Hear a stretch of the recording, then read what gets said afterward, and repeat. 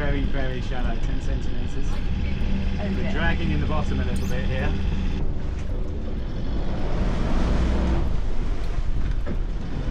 Well, we seem to be moving about a metre at a time, and then we have to switch off again so the boat settles and digs a groove, and then we can start again and move another metre. But we haven't got far to go. That's the channel marker, so we're inside the channel, but out here that just doesn't mean very much, sadly.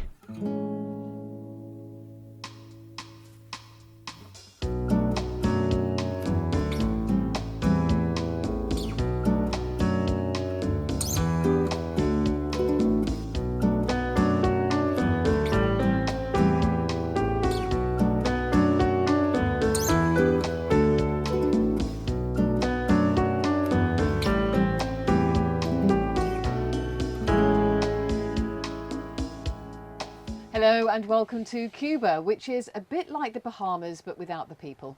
Yep, no tourists here whatsoever. Once you leave Havana, you just don't see a tourist. It's a great place to sail though, but a little bit tricky, as you'll see in this episode. Yeah, very shallow. I hope you like the film.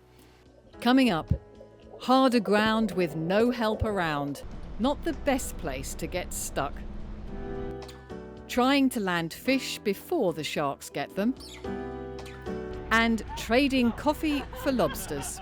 All you can eat and more. Wow.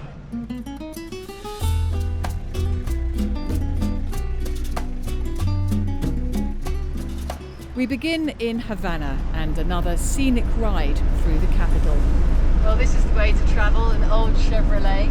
This one was built in 1967. Wonderful.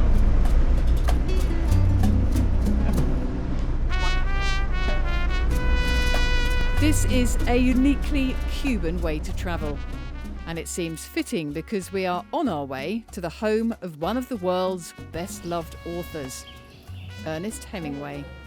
Yeah, it's a beautiful house.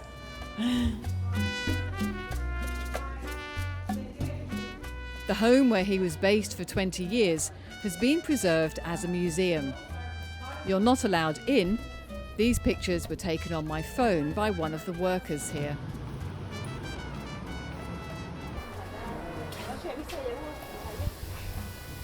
You can get close up to Hemingway's fishing boat, the Pilar. So quite a dominant fishing chair. Yeah, it's obviously the main point of this boat because that's a proper for big fish, and they've got, look, there's a roller on the back here, so the line will sort of go over that, so as you're hauling it up, it's not dragging over everything. So yeah, it's probably properly designed for fishing. Big outriggers on here that drop down to keep the lines out. But have a look at this, look, around here. There's no wheel at the moment in the doghouse. I would imagine there would have been at some stage. But it obviously goes through a gearbox up to a little wheel on the top here, which you can steer it with. I mean, I imagine it's if you're looking for fish and someone's up high, so they're looking from there, almost like the gantries that you get in the big marlin type boats nowadays. But yeah, it's odd not seeing that. Lovely old wooden boat. On his death, Hemingway left the boat to his captain. She was later restored and donated to the museum. Hemingway clearly loved to fish. So this is interesting, isn't it? I mean, it's sort of done as a pergola with a wisteria arch, which is what you would have had in England. Yeah. It's not wisteria. What is that?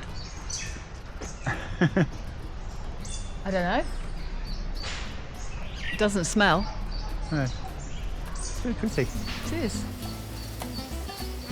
I can imagine Hemingway writing For Whom the Bell Tolls in his bell tower overlooking the city. He left Havana in 1960 after falling out with Castro, but it's clear that when he did live here, he loved the place.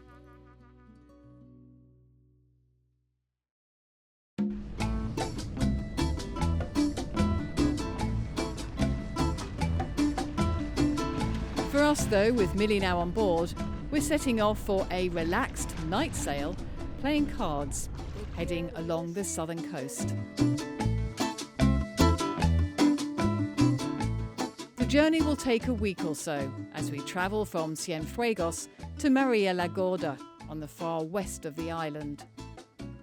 On this first leg, we're travelling to Cayo Largo, which is one of the few resorts where we can officially anchor.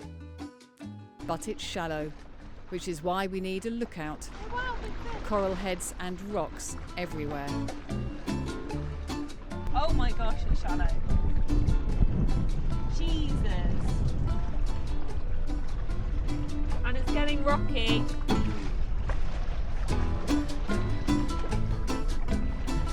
Shallow and rock is surely less fun.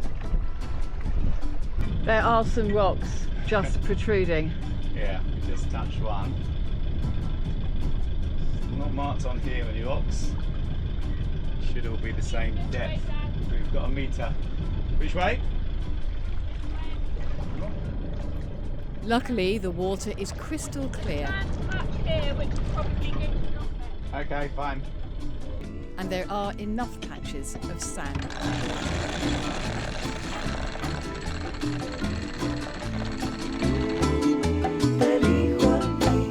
So we're very much enjoying our first evening out in Cayo Largo. It's an odd place. We'll have a look around it tomorrow. We've just been to check in. Yeah, it was not the best sail down, and yeah, look, the sail is not in good condition because I've lost a couple of the cars. All the ball bearings have come out of them, so yeah, it's not been great. Water maker's not working properly, but look at this place, absolutely stunning. Flat calm, completely clear water.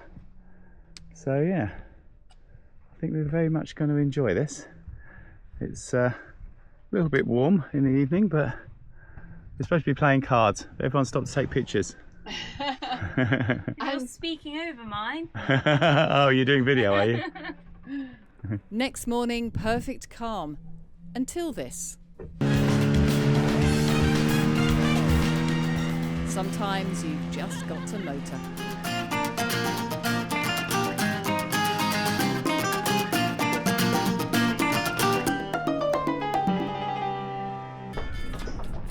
Empty yacht club. Yeah, got a cafe, got all sorts of stuff. Capitan's office is over there, but it's just workers. All sorts of stuff, but no gas. Not a single guest we've seen in 2 days. Very strange.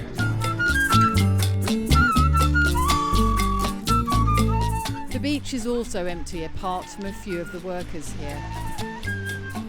That's a lovely beach with no one on it. It is glorious. This sand is so fine. It's completely different from anything else I've seen. Yeah, it's Beautiful. lovely. Which sand lounger would you like? Take your pick. I want the fancy bed, look. Do? Okay. Oh, it's supposed to have a mattress on it, I think. It's supposed to have stuff.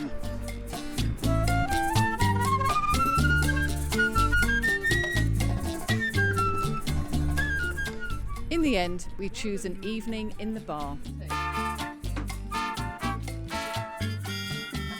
which is closed. So we just play cards. We know how to live.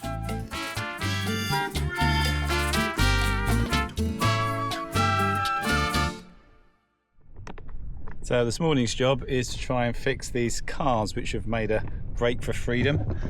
This one is the most important one because it's on the batten. You can see all the Delrin balls have just fallen out of it just from the wear at the end.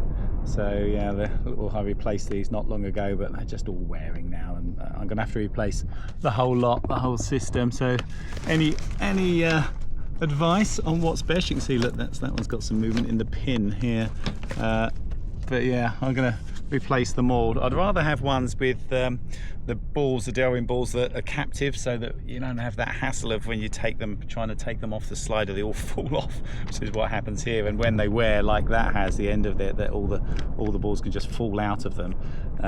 So yeah, I'm gonna have to try and find something, hopefully before we cross the Atlantic, and replace the whole lot. That's what I'm going to do, but I've got to jury rig it for now, so I'll take these off and take them inside and see what I can find to do the job. It's got to be something that goes in there to stop it coming off the slider. So we've got that one, and we've got this one. This one currently is right at the top, So I will take that off and put it at the bottom so it doesn't have so far to slide when it's actually in use. But yeah, find something hopefully to get us by until we get to somewhere where I can buy some bits. Okay, so what I've got to do here is try and find a way of keeping the car on the track without any of the Delwyn balls. What normally happen is the Delwyn balls just run around there. They can sort of go around in a circle, go around in this outer race as well. But then when something happens with the end, they all fall out, which is what's happened as they've started to get worn. I have got some spare Delwyn balls, but they gave me the wrong size, so can't use those. I've got one spare of these, of the cars, of the big one, of the small one, sorry, but not the big one that takes the batten. So I'll have to use this one, try and make the end a little bit better. But I haven't got balls. I'm going to use something just like a cylinder to go in there to fill up the space. And what I've found are these, which are actually the pins out of one of these, which is an EU plug. So this one has the long pins on, that one had the short pins. So I've got long ones and short ones. I've wrapped it in PTFE tape because I think that'll help it. Try not to scratch up the track on the mast too much. I don't want to have to replace that if I don't have to. And then when that's on and it's got the PTFE tape on, it actually fits on there quite nicely. So it'll slide, not as well as it would do with the Delwyn balls in there, but it'll do the job. And I can put some one drop on it every now and again. Hopefully that'll be enough to get us to the Bahamas, and I can try and get something in the Bahamas. While Steve fixes the sail, Millie and I go on a run.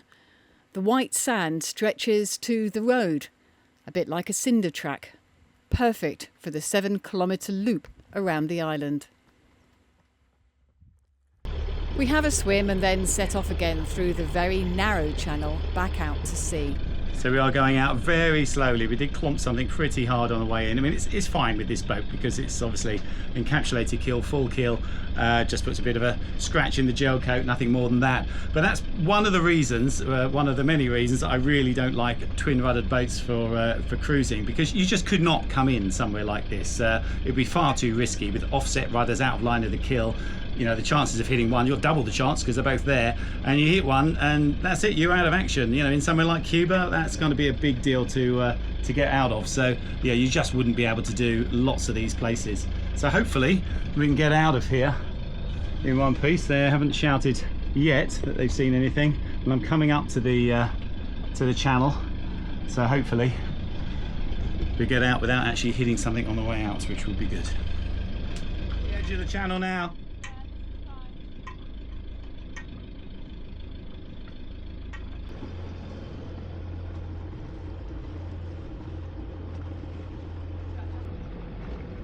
Safely into deeper water and fishing. It's not small. Mackerel have a narrow Y-shaped tail and jaws that meet to form a triangular shape. That's got a bottom jaw protruding. Is it? Only just. Why don't we land it quickly? Well, yeah, because and then, it'll die if then tell somebody. If it's a short too long. Yes, I know. It's not going to die yet. It'll be absolutely fine. I mean, it's a little bit shaken, but. It's a big Shall fish. we land it and then see, and then send it back if it's a barracuda? Can you not eat barracuda? No, I don't want it to. Wider tail. I'm afraid this is a barracuda. Look at the tail difference. That's the barracuda tail, and that's the king mackerel tail. Oh no, that's a barracuda. Nearly made it out again. Oh, look at those teeth. I know. You mind Oh, yourself. watch yourself. This is about as close as I want to get to this one. Those teeth, they are something else. Yeah. Okay. Gone. So he or she lives to swim another day. He's not well, but he's all right. He's gone there. There you go. He's gone. Poor boy. Well, this can get eaten. Luckily for us that evening, some professional fishermen have made a catch and are heading our way. Yeah. Lobster, and they are big ones. Tails. Yeah, lobster Today? tails. Fantastic. Today? Is this from there? Yeah? I'll put them on there.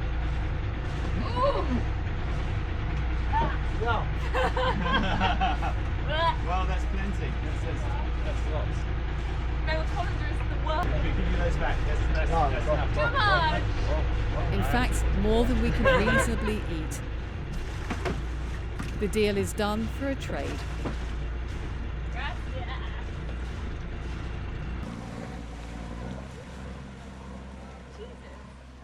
Wow. That was good. A pack of coffee and 4 beers.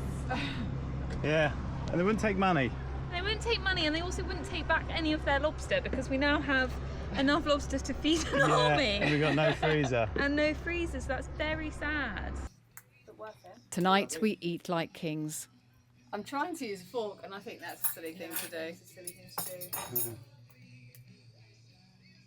a silly thing to do, but it looks so meaty. Oh my goodness. These are better ones than we got in Panama, aren't they? These are enormous. Sandbag. Look at that. That is a massive chunk It's of very good. meat. Ah, oh my gosh, it's so meaty. I feel like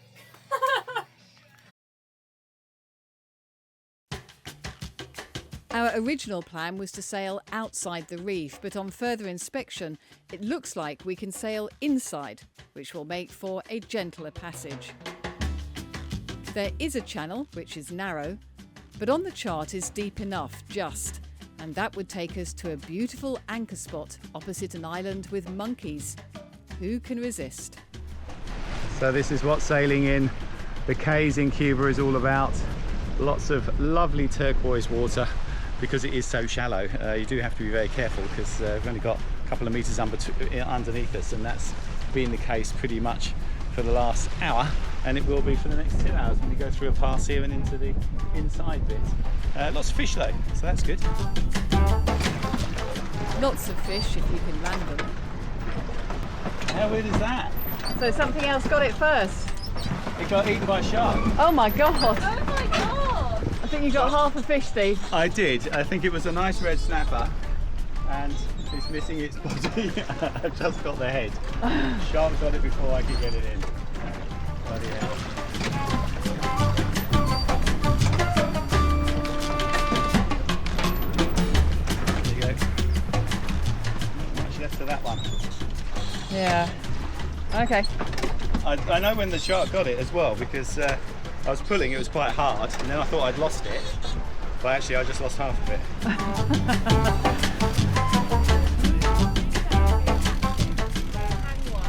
But a few minutes later, success. Finally, one that a shark doesn't get. Oh, it's a snapper. It looks It's lovely. a snapper, the same as Woo! the last one, isn't it?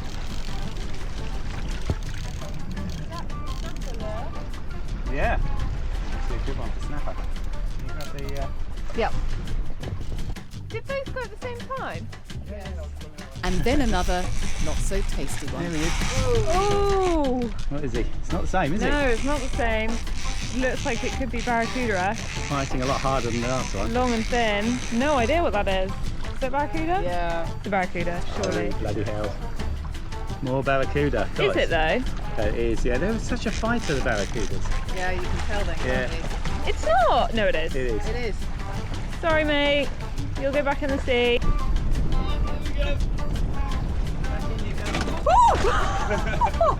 It's slippery. yeah. He slipped out my hand, but he got back in. The channel we're looking for is well marked, but there is a sill, Picking our way through very shallow waters. and sills are always tricky because they move. We are coming in slowly, engine on for manoeuvrability, sails up to give us some heel and reduce the draft. If things are as they appear on the chart, we should have a minimum of 50 centimetres under us. Shit. Yeah, 20 centimetres underneath. We get less. This is very, very shallow, 10 centimetres. Dragging in the bottom a little bit here. It should deepen up, this is the sill. Should keep a bit of heel going.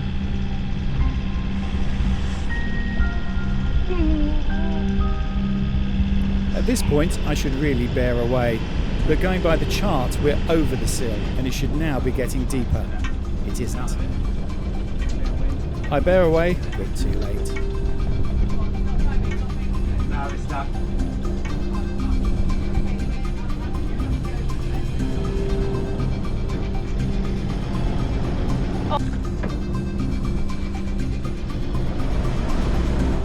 We try wriggling the boat through with the engine and the bow thruster, but the thruster starts acting strangely. It's clear we will have to exit astern, so we douse the sails.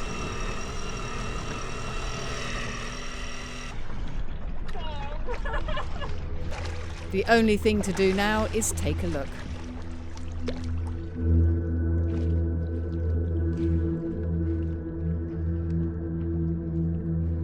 We are hard aground on a corally hump on the sill.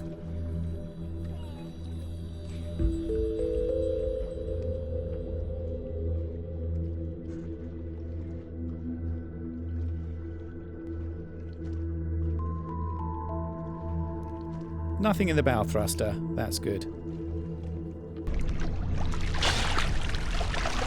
We look for the deepest sections astern.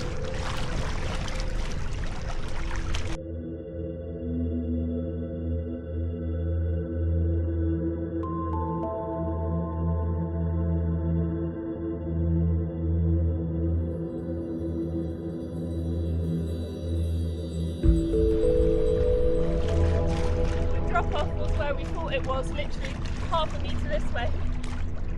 Okay. But we've stirred the other side up so much with the bow thruster, just can't see anything. Really the best thing would be to get the nose round, Yeah. so we're that way, then exit And then reverse. there. Without the bow thruster, getting the bow around is impossible, and we can't get to the slightly deeper water to starboard. So we're literally ploughing our way backwards. Well, we seem to be moving about a metre at a time, and then we have to switch off again so the boat settles and digs a groove, and then we can start again and move another metre. But we haven't got far to go. That's the channel marker, so we're inside the channel, but out here that just doesn't mean very much, sadly. But we reckon the ridge where we got stuck in the first place is just, I don't know, just a few metres away. So we should do it soon. We have a plan, but to begin with at least, it doesn't seem to be working. Okay. We've moved about 4 metres, haven't we? Yeah, that's the line we came in on. Alright, we can put the kedge out. Do the rest with that. Let's do it. The engine needs some help, and the best way to give it that is to use the other tall sailboats have, the winches. Plan B is to literally pull ourselves off. A kedge anchor, a strong Dyneema line,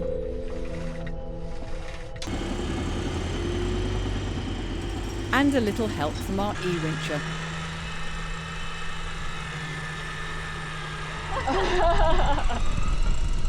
I think we've got pulled off something then. Hedged us off. Yeah, I think it did. eWincher to the rescue. I think that is what it was. Human strength. And your superhuman strength, yeah. Very good.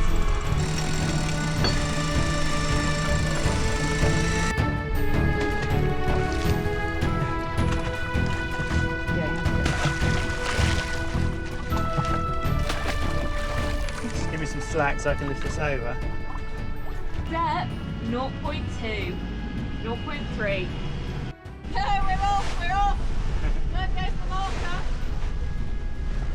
I don't think that's a proper marker. Well, having escaped from that one, the pass that would have taken us the other side of these islands, we're now stuck the wrong side, and it's pretty rolly, as you can see. We don't want to sit down this. So there is a pass here. It doesn't get you through behind the land, but does get you behind a reef. So hopefully that'll be enough. That's all we can do anyway. 4 metres, 4.5 metres, it says. So if that's what we get, we should be fine. But coming up to it now, so yeah, just he's on the front. She'll watch out. Go through very slowly. It's difficult to see much with the sun on the water. Anyway, Millie, can you see anything? No, which I think is a good thing. I think it probably is. Yeah. There's coral heads, but none poking up enough to get us. We should be in 4 metres, which is 2 metres below us. That should be okay. We're heading for a patch of water between 2 reefs where there should be enough protection to spend the night. There's light wind and luckily not too much swell. So we drop the hook. Okay, second use for the kedge anchor today. We're in and the wind is holding us quite nicely. There's a bit of a swell coming through the reef because you can't get that far away from the entrance, it's just too shallow. I'm not going to run it round again. So we got the swell but on the nose, but this wind will die, and then sod's law will say we'll go sideways onto the swell before the swell dies. So I'll put the kedge out behind and it'll hold us in that line, and hopefully then in the middle of the night when the wind dies we'll still be in the right direction. It's very shallow back here. I'm literally dropping the hook in 2 feet of water. Our anchor alarm satellite image shows how little space we have to play with. So we're settling in for the evening. Kedge is doing its job. It's not too bad at all here, as you can see. It's not a lot of room because it's wide angle lens, so you won't really see it, but the reef's pretty close and we haven't got any space behind us. I swam, just had a look at the anchor. It's a bit weedy in here as well, so it's a good job we got the ultra anchor because it does dig in through that seagrass and sort of get in there, and we haven't got really much room behind us, so small anchorage but great. We're in here and look at it, absolutely beautiful, really lovely. Little island over there which we'll explore tomorrow.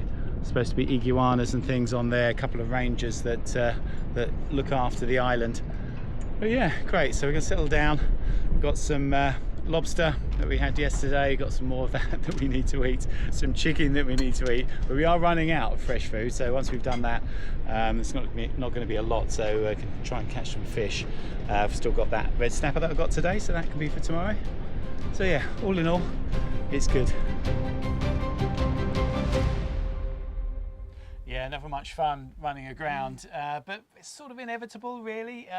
We've been here over a month, it's not well charted, it's very shallow, so odds are something's going to happen. But if you've got the boat that can cope with that and the necessary gear, then it's not the end of the world. You don't want to get stuck though completely. We know someone that has done that and had to wait 2 weeks to get off. There's no coastguard here, and the fishermen don't really want to help because they might get into trouble, so you've got to wait for an official boat to come and do something.